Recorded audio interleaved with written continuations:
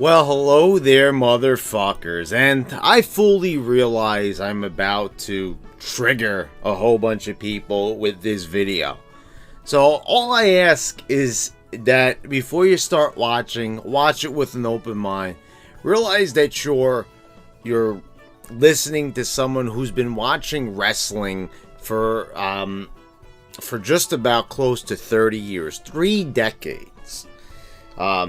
Next month I will be turning 32, so I know a thing or two about wrestling. You know, I've watched it during the 90s, I've watched it during the 2000s, I've lived through the entire Attitude Era, the Ruthless Aggression Era. You gotta understand that I'm from a different time of wrestling, so when I watch my wrestling, I know, come on, I have literally probably, I think it would be realistic to say, probably more than 1,000 wrestling videos on here, right? Related to the topic, and probably reviews, I don't know, maybe like 600, 700 reviews, right? Like, can someone count that? I don't know, it's almost impossible. But AEW, All Out. This is a show that even people my age hyped up and said that this was it. This was going to be WrestleMania caliber stuff. This was going to be one of the best wrestling shows of all time. Or, you know what, to be more accurate, they said it was going to be a wrestling show that was going to bring wrestling out of the current dark period that it's in, the unpopular period that it's in, and it was going to get new eyes on the product. A lot of people were going to start watching it, start enjoying it like they used to. Well, you know what? I don't think that that's true at all. Quite frankly, I didn't think that this show was good. Did I think the show was bad? No, I wouldn't say it was bad, but it definitely wasn't good, and it really teetered on being bearable at times. So, just like any review, it's probably best to just start from the beginning. So I'm going to go through all the matches, and unlike, what was it, what was the first show? Oh yeah, All In, that I reviewed. I actually watched the entire card. Now, I watched it highlighted, but I watched every single match, and I watched quite honestly, I'll just tell you where I went. 47-minute video, watching all the highlights of every single match, and they spliced together like all the best parts of the match. So, to say that I got a fair picture of this show, you might as well say that I watched just basically a condensed version of this show. And it's a really good highlight video. It's basically just type in AEW All Out highlights, and you'll see not only that video, but a bunch of others highlighting all the different moments throughout the pay-per-view. So we started off with STU defeating the Jurassic guys, and basically with this match you had Luchasaurus in there, and Luchasaurus is a good character. I will say that. So there's going to be a lot of positivity throughout this review. I'm going to say what I like and what I dislike. And Luchasaurus was pretty cool. The only thing is seeing guys like Christopher Daniels and Kazarian, and whoever the hell that other guy is, like manhandle him, like hurricanrana him. That's like seeing Braun Strowman hurricanra'd on Raw. Like, the Luchasaurus is a giant guy. I don't know if it's the perspective I'm looking at him, but I would say he's a good 6'6", 6'7", right? Isn't that pretty, being conservative about it? Or maybe it's just that he's just so much bigger than the other guys. But Luchasaurus looks like he could be something. It's different because you're not used to seeing big guys with masks on like that are luchadors, and this guy could do some incredible things. I mean, he was in there, he was flipping around, and he was doing what all these other guys are doing. It's kind of like what Ryback was doing, And I still remember, like, Wade Keller and everyone was getting mad because Ryback was able to do somersault planches just like the little guys, and they didn't like Ryback, so they started crapping on him. This is kind of like the same thing. But STU ends up winning. I still don't even know what the hell that stands for, but they end up winning. And you know, I also gotta, like, ask this question, guys. Like, Christopher Daniels and Kazarian, if this is supposed to be the future, right? You know, don't those guys, like, represent TNA and ROH? Like, that's the old school. Like, I'll be honest with you. I've been hearing about Christopher Daniels since the early 2000s. Christopher Daniels, you know, when the guy still had hair on the indies. The guy has been around for now almost 2 decades. He's an older indie wrestler, and so, you know, this is why I can't accept AEW as being like this new generation type of thing when you still got like old TNA guys, old ROH guys hanging around. It doesn't feel new, it doesn't feel fresh, and it's still Daniels and Kazarian. You know, it's great that they managed to stay together as a team for so many years, but how can you really say that this is the future when this is basically the same team that was in TNA?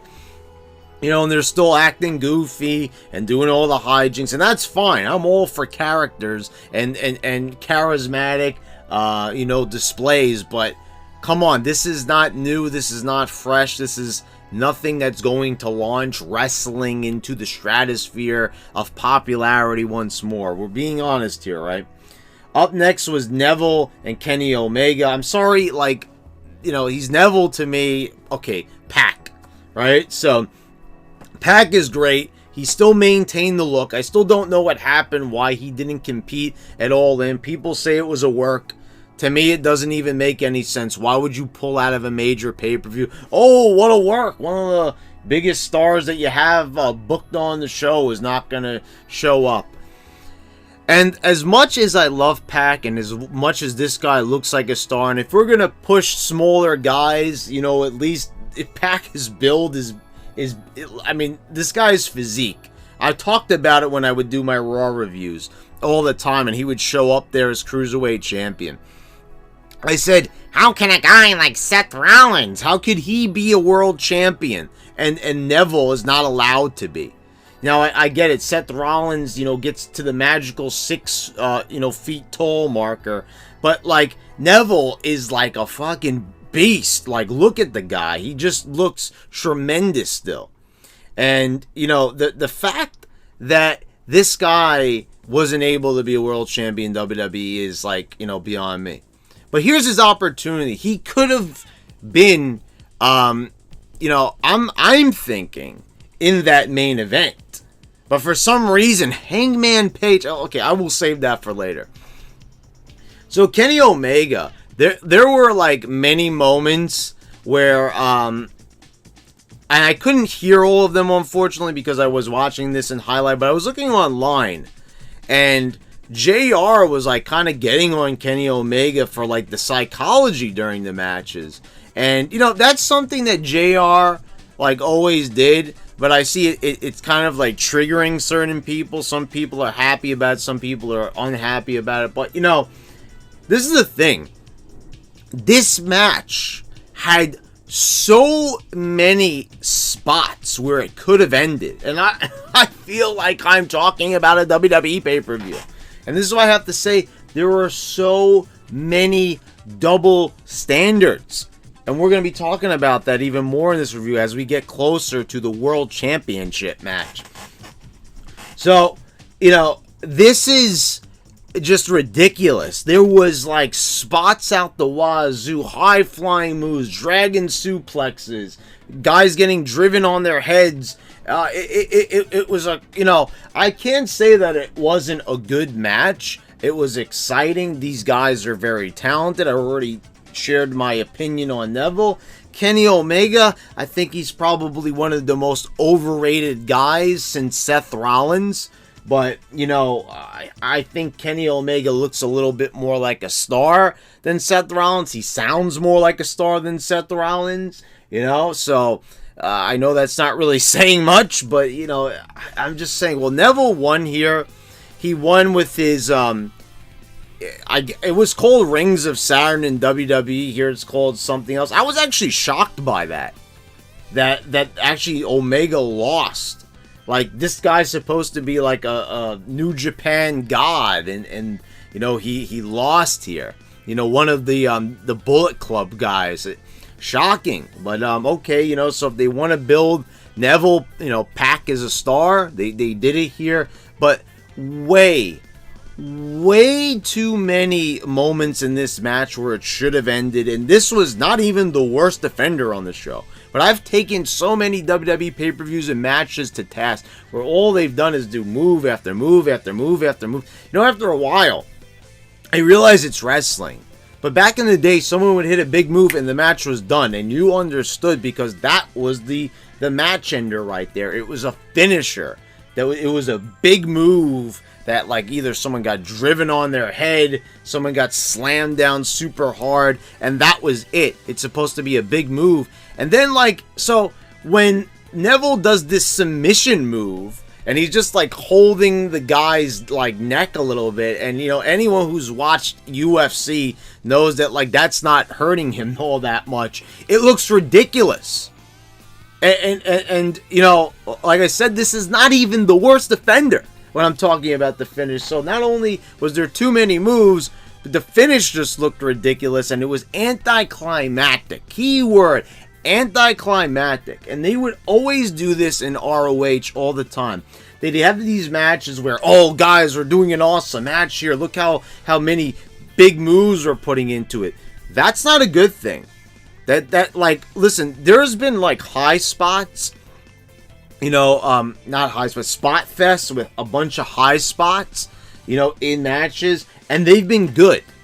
You know, you could take a look at like something like the TLC matches in WWE. I'm going to save that as an example, but I'm just saying, that will be a prelude to what I'm going to talk about later on. You know, you see how, like, those matches could be classified as spot fest because they contain many big spots, but they're spread throughout, and it makes sense why those wrestlers didn't win the match at that particular moment, because something happened. There was someone else who was recovered enough, you know. Okay, so let's save that because I'm full of ideas here, but we're going to get to it later on where it will be more appropriate to discuss TLC. And I think anyone who's watched this show or knows what is on this card probably knows when I'm going to start talking about the TLC matches. Jimmy Havoc defeated Joey Janela and Darby Allin. First of all, these names here.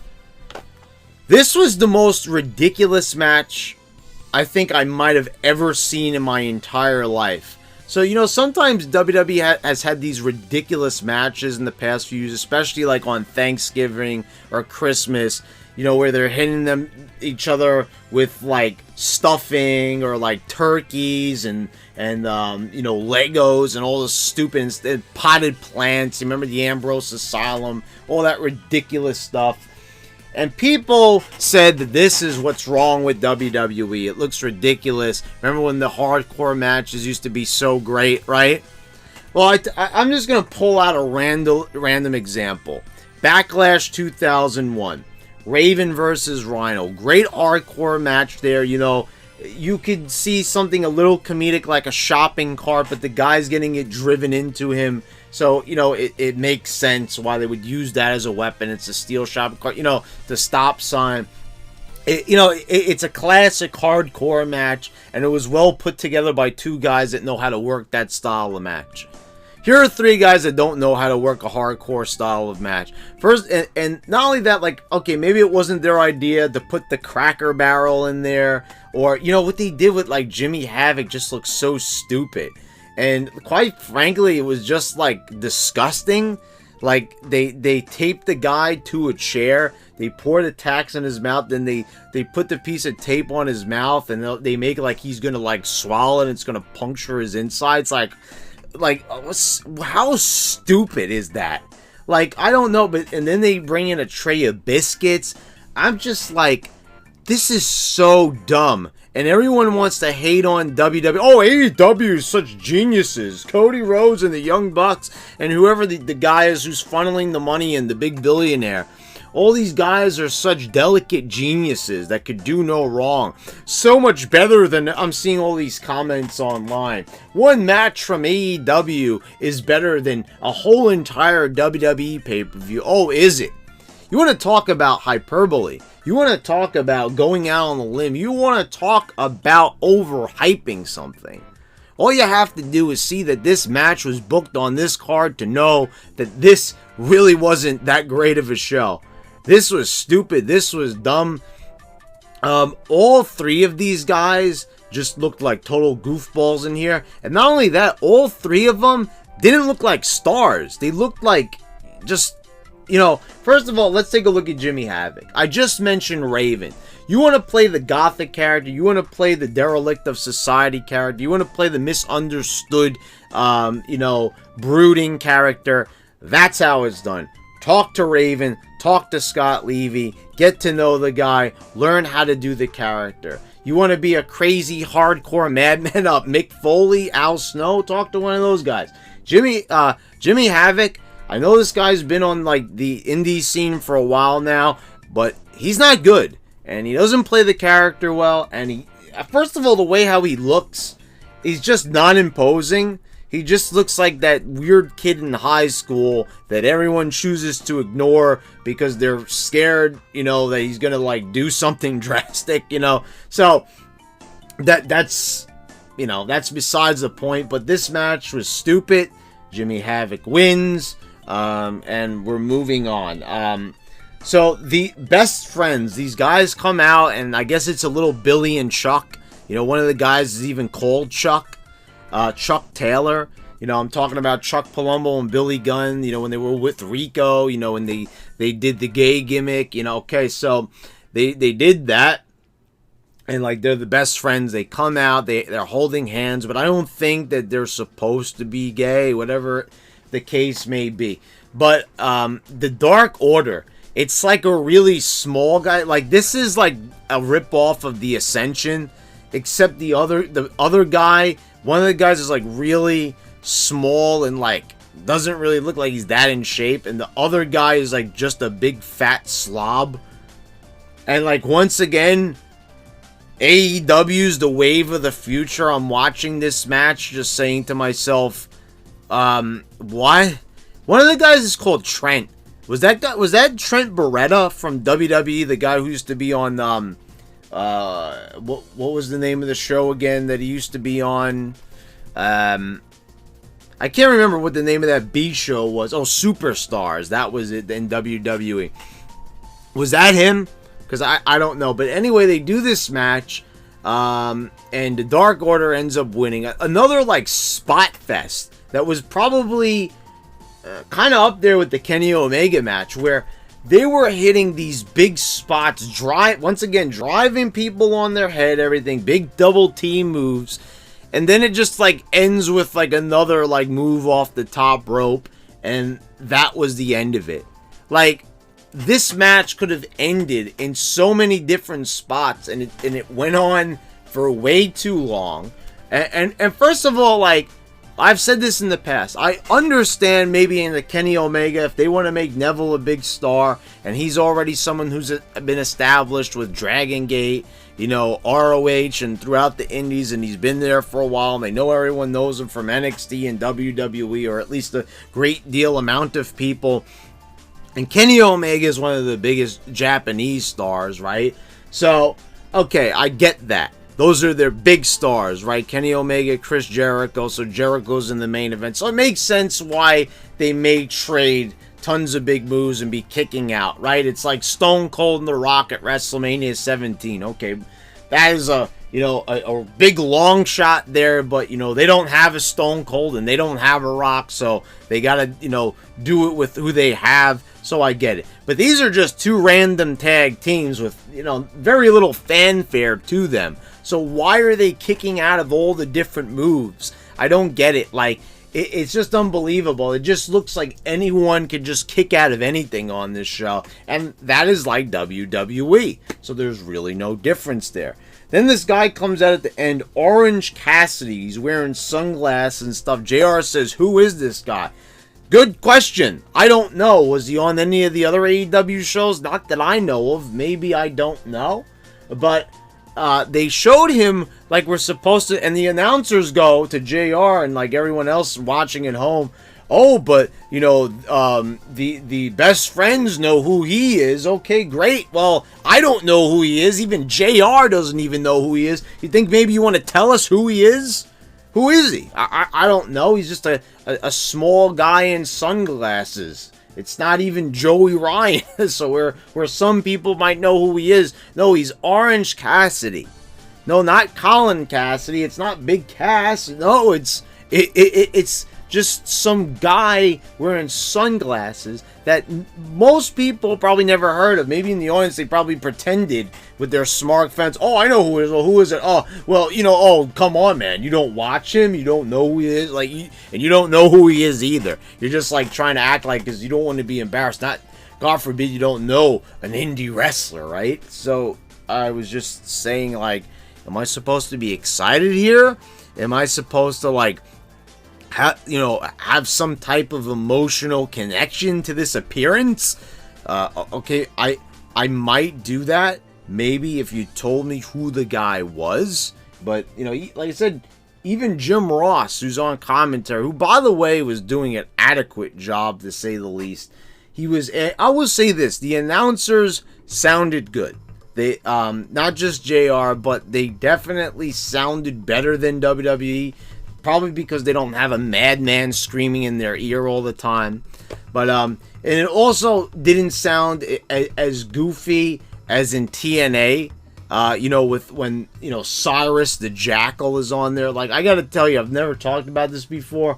But that commentary is so hokey on Impact. It's almost unbearable. Like, the few times I watched the Disco Inferno matches when I wanted to see Glenn Gilberti, the Jackal is just hamming it up to the point where it's just, it sounds like he's narrating a cartoon, for God's sakes. Then up next you had Cody Rhodes defeating Shawn Spears, who's, I don't even remember what his name was when he was in WWE. But anyway, Cody Rhodes, Shawn Spears, this was supposed to be a big match, and it was just like, okay, Shawn Spears is not a star. He's, just a really, really plain looking guy. And everyone that was all up in arms about this guy not getting his comeuppance in WWE, I have to say it's simply because he doesn't stand out. I will at least say this about Cody Rhodes. At least Cody has a look to him. At least Cody Rhodes, I don't think he looks like a main eventer, but he looks like he could be something at least. When he was in WWE, I never complained about that. Because I was like, okay, at least Cody Rhodes, he looks like, Dustin. And Dustin is a big star. And I love Dustin. And by the way, like, he wasn't even on this show. Was that supposed to be his last match? The one he had with his brother? I don't know, but this match just felt flat. And who was that guy who was even, he walked Cody to the ring, the other wrestler? I don't even know who he is. This was like, this felt really flat. It did. I felt like it was supposed to be a big match, and like Shawn Spears was supposed to be like this big, hero, where he's going to finally get the spotlight he was robbed of in WWE. I think he should go back underneath the table during the Fandango segments. Remember when he stole the waffles? That was probably the most entertaining thing I've ever seen from Shawn Spears. So, man, for a guy who like has a lot, who owns, who's like in charge of the company, he had like one of the most boring matches on the show. But at least it wasn't a big spot fest. I will say that. At least it was more plain. But that's probably the thing, like, after this match comes along, it just feels dull in comparison because these guys have been killing each other the whole show. Then you had the Lucha Brothers defeating the Young Bucks. And I have to say, like, this match right here, this is why I saved talking about the TLC matches. This was probably the most ridiculous thing I've ever seen. And I'm going to say it right now. This was a bad match. Yeah, I'm going to say it. It was a bad match. When someone gets pile driven off the top of a rope through a table, a Canadian destroyer, and the guy's neck goes through the table and he almost, risked paralysis. Wouldn't you say that should be the end of the match? Don't you say that would have been a fitting way to cap off the match and, and just end it right there? And you could say without a shadow of a doubt that match was hard fought and that it was, felt like a big ending to a big ladder match. Was it dangerous? Was it something that they should have done? No, but you could see why that might end the match. But it doesn't end the match. In fact, that was kind of the middle of it. After that, they go like crazy and they start driving each other through more tables, all flatters and everything. I'm like, once again, like almost everything else, like the Dark Order match and the one with Kenny Omega, tons and tons of spots and guys like, okay, look, I know I'm saying it's a bad match, but they're they basically were putting their careers on the line here. And all the stuff that they were doing was like, it's athletic and everything, but I'm just sitting there shaking my head. I'm face palming through the whole thing. I'm like, guys, you're doing too much during this. And I know I'm sounding like Vince Russo, and also Wade Keller has taken people to task over this. At least, I will say that about Wade Keller. I've seen him actually like deduct points from matches when things get a bit too scary and things get a bit too violent and things go a bit too over the top. That's kind of what I'm doing here, but I'm doing it more because the thing is, it just looks so dumb.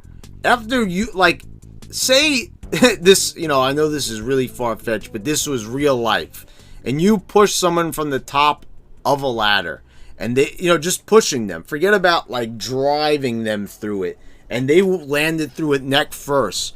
They're probably not going to get up. They're probably not going to get up for a few hours. They might not even get up without assistance, from an EMT, for a long time. Because like I said, that there's a good chance that they could be paralyzed from such a feat, from such an event. This was beyond ridiculous.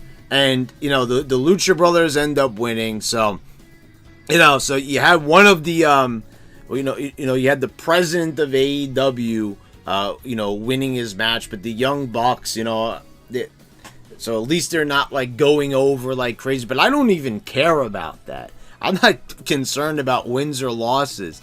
I'm just saying, you look at the context of this match. Remember TLC. Remember, the Triangle Ladder match at WrestleMania 2000, the SummerSlam, first ever TLC, TLC 2 at WrestleMania 17. Those amazing matches where there were big spots, but they were spread throughout. People were selling on the floor. They had time to recover, and they didn't do anything as big as the They didn't do anything as big as pile driving someone through a table. They power bombed, normal ones, but when like Bubba Ray Dudley was like launched at SummerSlam off the ladder through the tables, he didn't get back up for the rest of the match. That was towards the end of the match. It was a match ender. Here they did this spot in the middle of the match.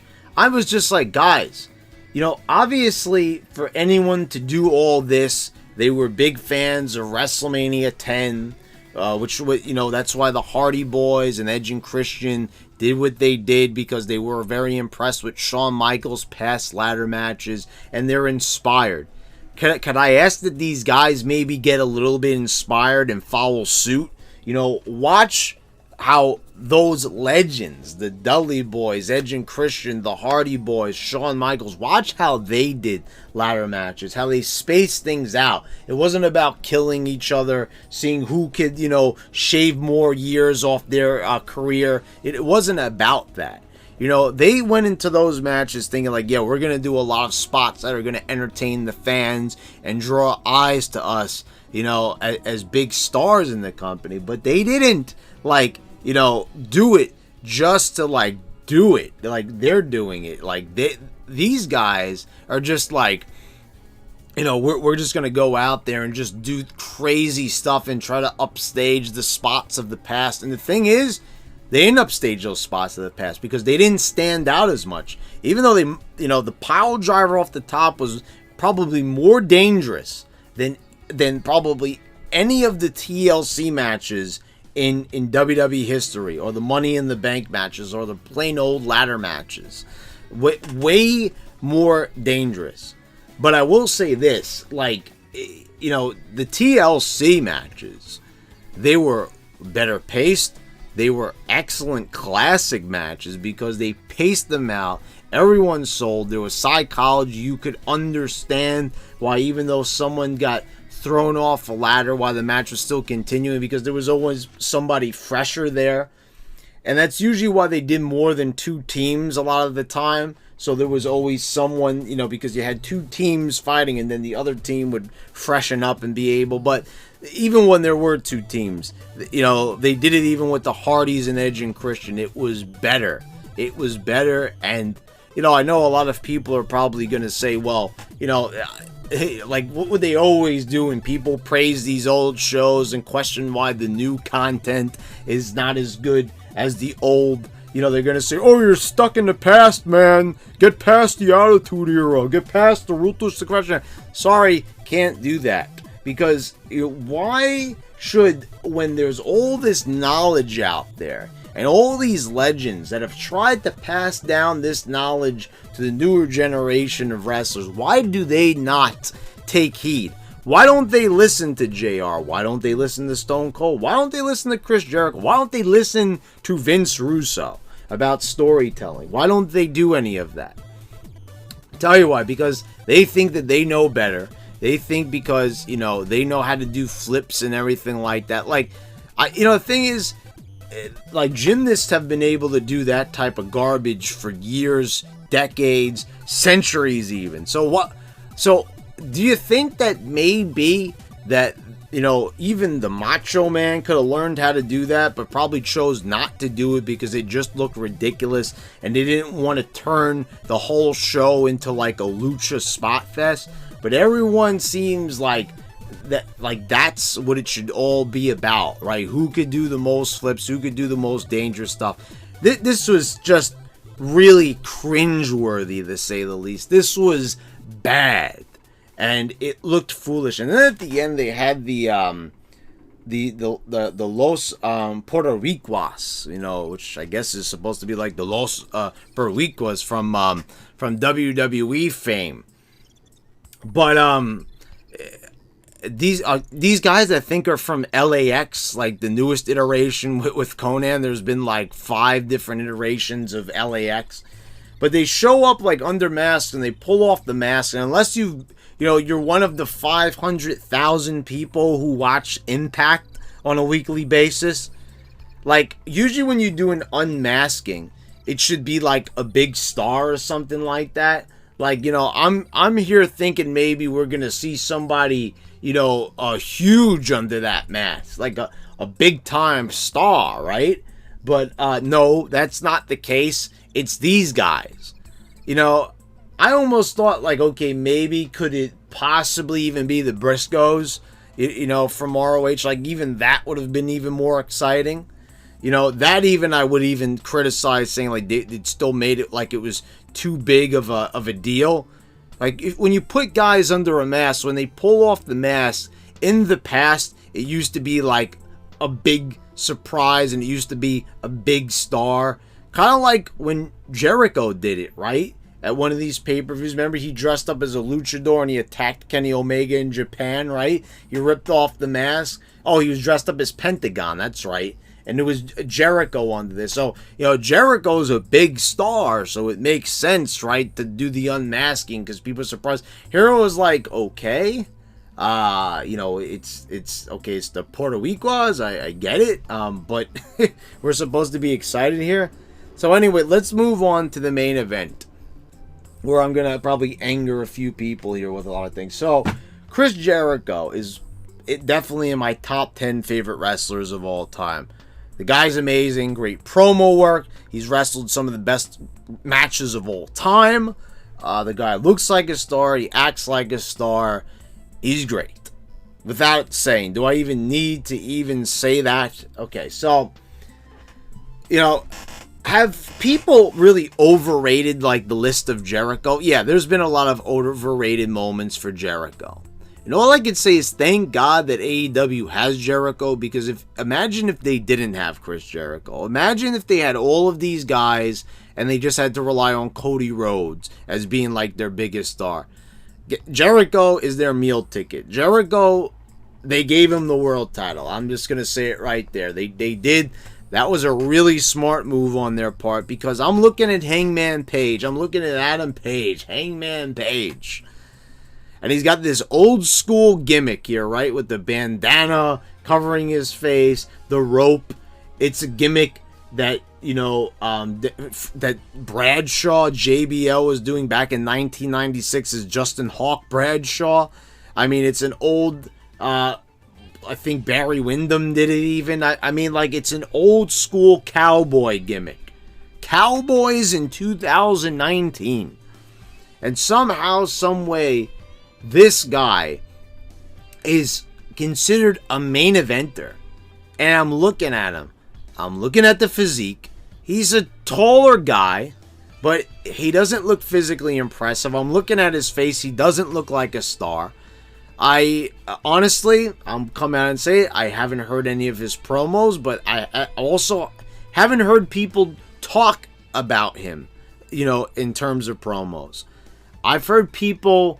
Oh, and also James Storm, right? When we're talking about cowboys. Okay, but James Storm carries it.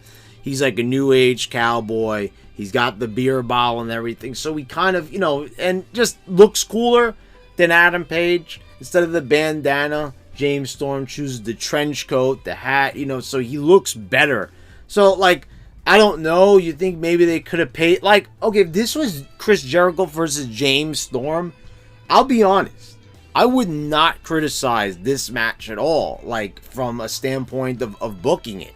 Because I'd be like, okay, well, James Storm is more well known because there was a period where people were watching TNA and they had like 2 million viewers, and that was the time of Beer Money, with Bobby Roode, and so everybody probably knows James Storm. But like Hangman Page, I'm just left scratching my head, like, looking at this guy, and let's like, why would they pick him to be in a main event to decide their world title? So they got to do some other things here. So, like, and once again, like, they want to separate themselves from WWE, but meanwhile you have, like, probably the biggest WWE reject of all time, Shawn Spears, on the card.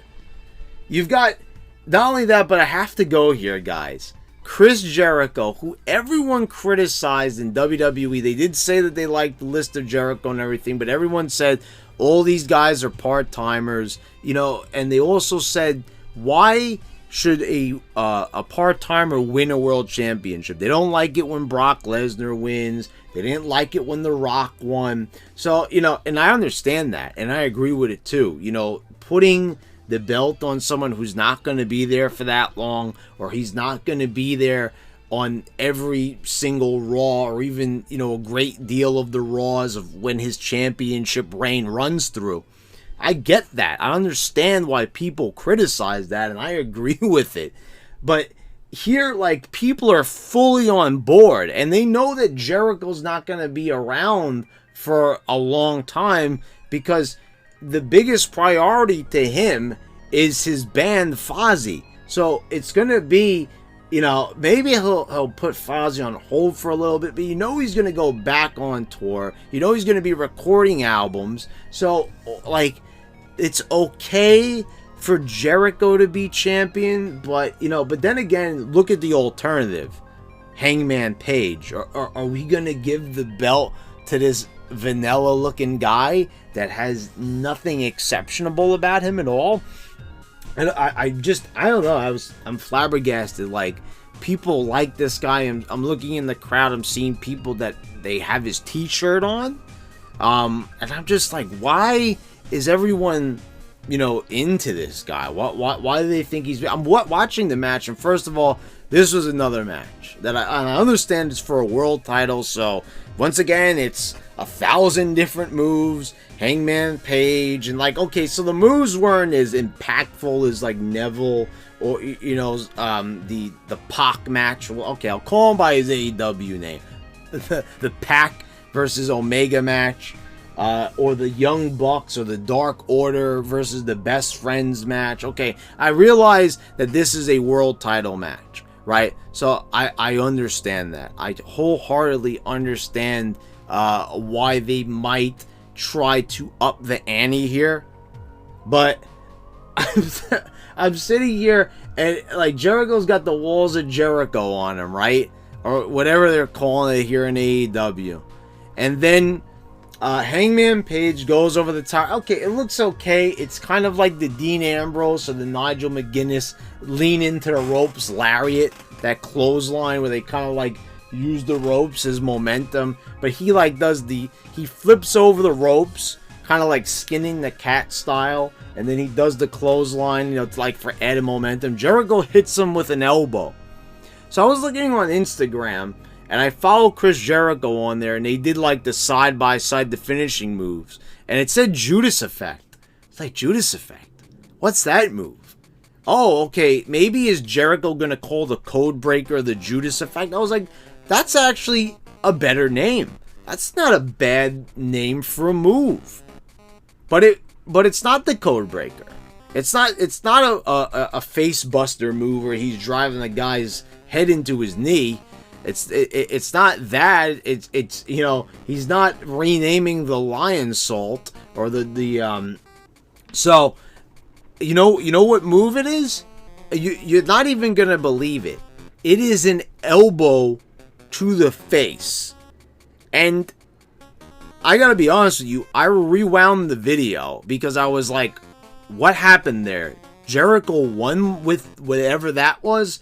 I was like, did I miss something? Did Jericho maybe do some big moves so fast that my eyes couldn't even register it to my brain? And then I looked, and no, it was a back elbow. It was just one of these deals right here. Just that. Like, and it's not even like, okay, some people criticize like Wade Barrett, remember Bad News Barrett, King Barrett, whatever you want to call him, when he did the bull hammer, which was the big forearm, but at least that move was done with some force, and you heard like some good skin on skin action there. This was just it's a move that Jericho has done quite a few times, and to even call it a transitional move is an insult to transitional moves. This is just like a little, it's like making a chop your finisher. And I'm like, Jericho, like, I don't know, because I don't know how controlling they are in AEW. Like, do they, the agents there, or whatever they call them, are they like the ones putting this together? No, Jericho's a veteran, so I would assume that this guy has control over his character and his matches and putting them together. Like Jericho, like you got all these big moves, right? Like he used to even have these other moves, like the breakdown, which was like a face buster. He did it to the Rock once. He's got all these big moves that he could do, the Code Breaker and everything that could have ended this match. Instead, he goes with a back elbow that, and they gave it a good name, but the move itself is like, I'm just like, Jericho's one of the biggest stars of all time, and I get it. The Rock's finisher was the people's elbow, but at least there was theatrics. At least when when The Rock goes for the move, he really drives the elbow into the guy's body. Here, like, it's just a simple elbow. And I'm just saying, after everything we've seen this whole entire card, you know, of people kicking out and getting up after pile drivers through tables, big German suplexes and dragon suplexes where guys' necks are snapping off the mat, guys are getting driven through tables, big high-flying stunners and stuff like that. Like, to see the last match on the card end with a back elbow. Get the hell out of here. Get the hell out of here. You fanboys want to talk about this being the wave of the future and this being some big time colossal all meaningful, all telling event. You also said that CM Punk was going to show up on the show. I didn't see that guy anywhere. And we were in Chicago, so it would have been prime time for him to make his appearance. I'll be quite honest, the guy's never going to show up here. He's never going to return to wrestling. I'm quite honestly, I don't think we will ever see that guy in a wrestling ring again. I think he's been through too much. The guy's also, I don't know, sometimes Punk just comes off as a lunatic too. Stuff about Punk is a little bit unstable at times, I will say, from what I see on the internet from him. The guy's very back and forth all the time, very mixed up with his opinions and stuff, so I don't know. But anyway, like, this show, it wasn't a good show. It came off as probably the single most overhyped show ever. Like, I mean, honestly, there was nothing on this show that pointed to any sign that this is going to be a big time player. Like, honestly, seriously, like, I'm going to be honest, and this is a guy who's stopped watching WWE. An episode of Raw just feels like a bigger event for some reason than this. I don't know what it is, but the mood with this just didn't feel exciting. It didn't feel really like there's a lot of stuff going on, but I don't know. The vibe just isn't there. JR is definitely, I mean, I will say this, the commentators do a much better job of making things feel bigger and exciting, and they make you feel like you're actually, like, watching something that you want to watch, instead of, like, making it a chore and talking like robots through the whole thing, while you feel like you're on an automated phone system on hold. You know, like calling up a cell phone company or something like that, or the cable company. So it feels better than that. But at the same time, it feels like a downtrodden company that, you know, shouldn't feel downtrodden. It feels empty. It feels like, I don't know. It doesn't feel right. And judging by the show's quality, that's not good. You know, this is just, it feels... Something doesn't feel right here on this show. It doesn't at all. It just feels like another WWE, but like with a bit more freedom to it. I don't know. It's just this show. Most of my complaints basically go to the main event and, you know, who they booked for it. Hangman Page of all people. My apologies if you're a big Hangman Page fan. And, you know, maybe there's some amazing promo from him that, like, qualifies him to be in this spot.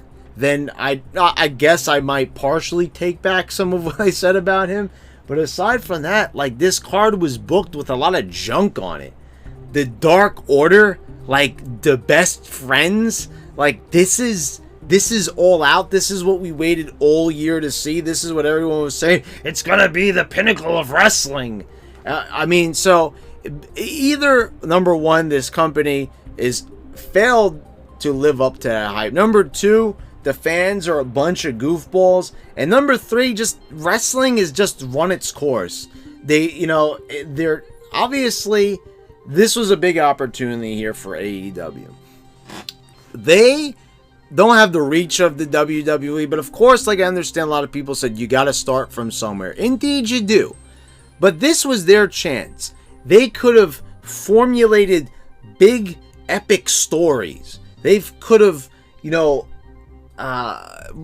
written more characters into the show, taken some of these indie guys, sat down with them Vince Russo style, and talked to them, get to know them, and start altering their characters so they don't come off like Hangman Page is just a plain, you know, just James Storm, Justin Hawk Bradshaw ripoff, and, you know, actually give some layers to them.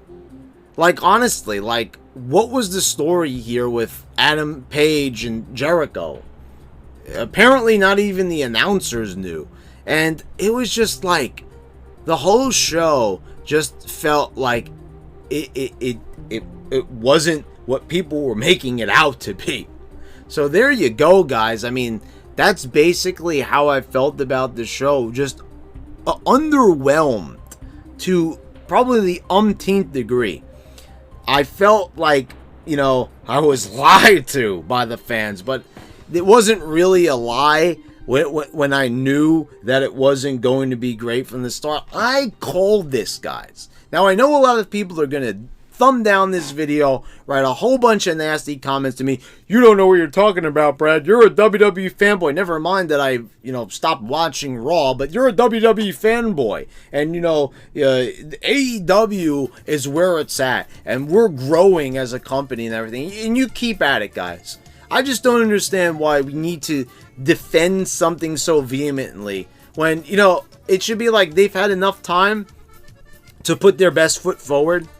And I felt like this was their big moment. They've had a few shows already, so now they've waited to this moment. They gotta come in there swinging. They gotta, you know, really break down the walls and really just blow people's minds. My mind was not blown. Walls were not shattered. You know, they didn't triumph. This was a disappointment. So, guys, I hope you all enjoyed the review. And even if you hated the review, I hope, you know, you sat through it and you kind of just at least thought what I had to say here. But anyway, guys, thank you all for watching. Please subscribe if you haven't already. Click the bell so you get all the notifications when I post all my new videos.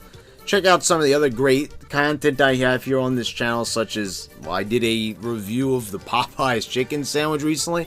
I've also been streaming on Twitch, and I've got all my streams that I've done so far, most of them anyway, archived here on the channel. So check those out. And guys, thanks again for watching. I'll see you next time.